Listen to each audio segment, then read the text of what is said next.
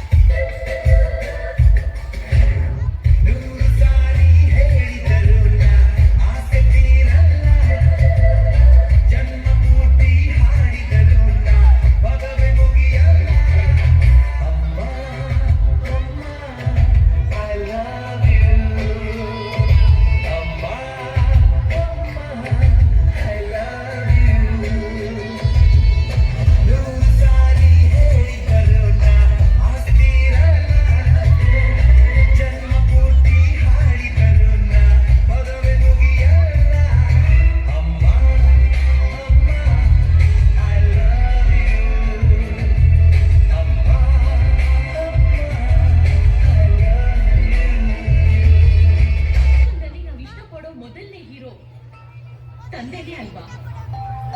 ಅಪ್ಪ ಬರ್ತಿದ್ದಾರೆ ಅಂದಾಗ ಆಗೋ ಭಯ, ಅಪ್ಪ ಜೊತೆಗಿರ್ತಾರೆ ಅಂದಾಗ ಬರೋ ಧೈರ್ಯ, ಎಂತ ಪವರ್ ಇದೆ ಅಲ್ಲ ತಂದೆ ಅನ್ನೋ ಒಂದು ಶಬ್ದದಲ್ಲಿ.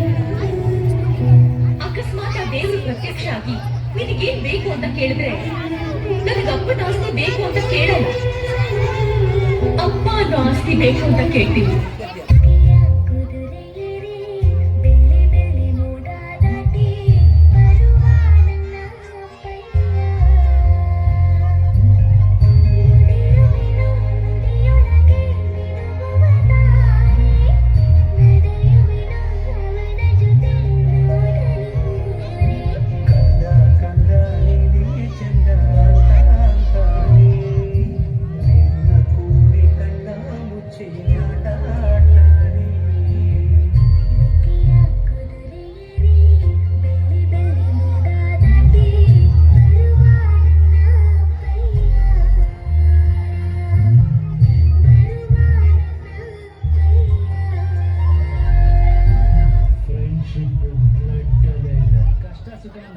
ಫ್ರೆಂಡ್ಸ್ ಸಂಬಂಧಿಕರು ಸಂಪಾದನೆಗೆ ಬೆಲೆ ಕೊಡ್ತಾರೆ, ಸ್ನೇಹಿತರು ಸಂಬಂಧಕ್ಕೆ ಬೆಲೆ ಕೊಡ್ತಾರೆ. ಒಂದು ಸಲ ಫ್ರೆಂಡು ಅಂತ ಕರೆದ್ಮೇಲೆ ಅವ್ನು ಒಳ್ಳೇದು ಮಾಡಲಿ ಕೆಟ್ಟದ್ದು ಮಾಡಲಿ ಫ್ರೆಂಡ್ ಆಗ ಅವನು ಬೆನ್ನಿಗೆ ಚೂರಿ ಹಾಕಿದ್ರು ಅವನ ಬಗ್ಗೆ ಎಲ್ಲೂ ಕೆಟ್ಟದ್ದು ಮಾತಾಡಬಾರ್ದು.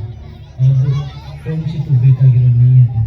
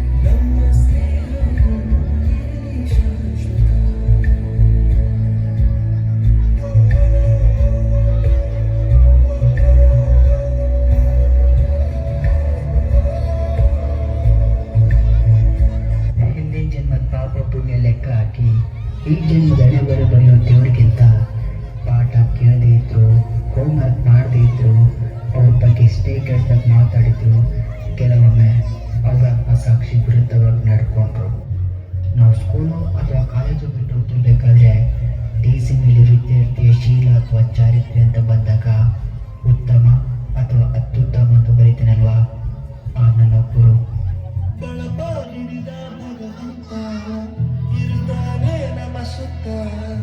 ಅವತಾರ ನಾನಾ ರೂಪವೋ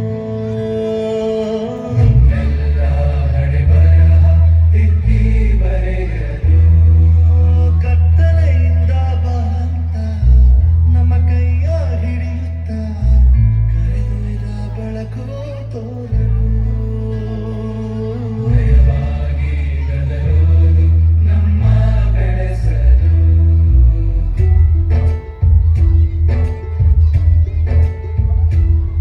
ಭಾಷೆ ಅಮೃತ ಕುಡಿಸೋ ತಾಯಾಗಿ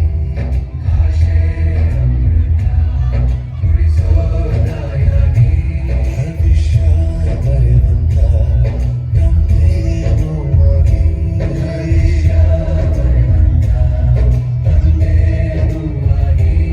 ಚಂದದ ಜೀವನ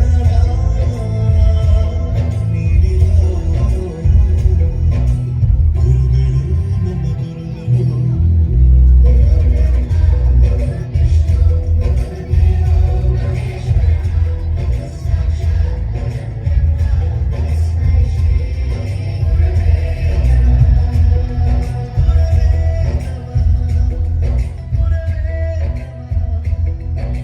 ಬಳಪ ಹಿಡಿದ ಭಗವಂತ ಇರುತ್ತಾನೆ ನಮ ಸುತ್ತ ಅವತಾರ ನಾನಾ ರೂಪವೋ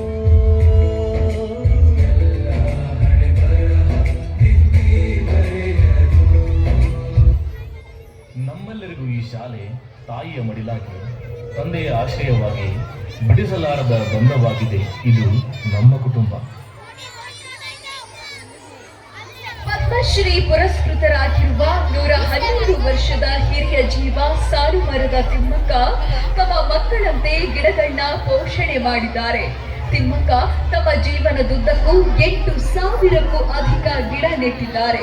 ಈ ಗಿಡಗಳನ್ನ ಪಾಲಿಸಿ ಪೋಷಿಸಿದ್ದಾರೆ. ಈ ಗಿಡಗಳು ಇನ್ನು ಮರವಾಗಿ ಫಲ ಕೊಡುತ್ತಿವೆ, ಪ್ರಾಣವಾಯು ನೀಡುತ್ತಿವೆ. ಇದೇ ಕಾರಣಕ್ಕೆ ತಿಮ್ಮಕ್ಕ ಅವರನ್ನ ವೃಕ್ಷ ಮಾತೆಯಂತ ಪ್ರೀತಿಯಿಂದ ಕರೆಯಲಾಗುತ್ತೆ.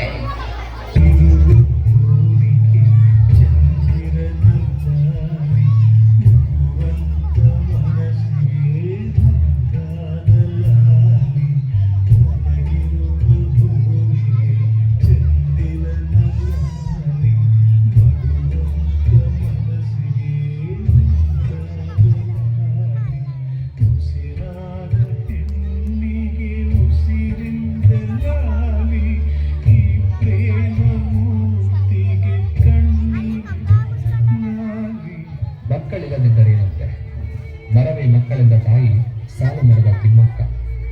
ಅನಕ್ಷರಸ್ಥೆಯಾಗಿದ್ದರೂ ಪರಿಸರ ಸಂರಕ್ಷಣೆಯಲ್ಲಿ ಮಹತ್ತರ ಕಾರ್ಯ ಮಾಡಿದವರು.